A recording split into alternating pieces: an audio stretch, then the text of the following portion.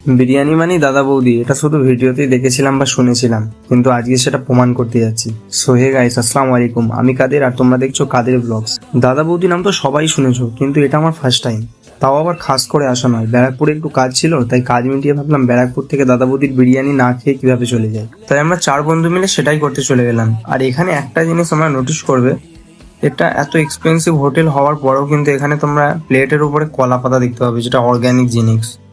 যাই হোক, আমরা সন্ধ্যার টাইম এসেছিলাম, তাই আমরা 2 প্লেট মাটন বিরিয়ানি অর্ডার করেছিলাম। আর একটু অপেক্ষার পর চলে আসে আমাদের গরম গরম বিরিয়ানি। তারপর নিলাম ফার্স্ট বাইট, অ্যান্ড ফার্স্ট বাইটে ভাই পুরো প্রেমে পড়ে গেলাম। যদিও আমি বিরিয়ানি লাভার, সেই হিসাবে আমাকে বিরিয়ানি এমনিতেও ভালো লাগে, কিন্তু এখানে বিরিয়ানিতে যে খুঁত ধরার মতো কিছুই নেই। বিরিয়ানি মানেই যে দাদা বৌদি, সেটা সত্যিই।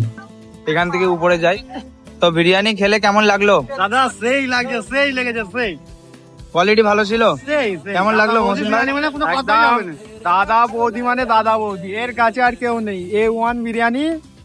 বিরিয়ানি তো এখন হাতে সেন্ট হচ্ছে, সেই লেভেলের বিরিয়ানি আর কি। পার্সোনালি আমাকেও খুব ভালো লাগলো। তোমরাও আসতে পারো দাদা বৌদির বিরিয়ানি খেতে। আমি ফার্স্ট টাইম আসলাম, তোমরা হয়তো এসেছো। তো যাই হোক, আজকের ব্লগটা এতটুকুই। তোমরা যারা আমাকে নতুন দেখছো, তাদের কাছে রিকোয়েস্ট থাকবে আমার আইডিটাকে ফলো করার জন্য।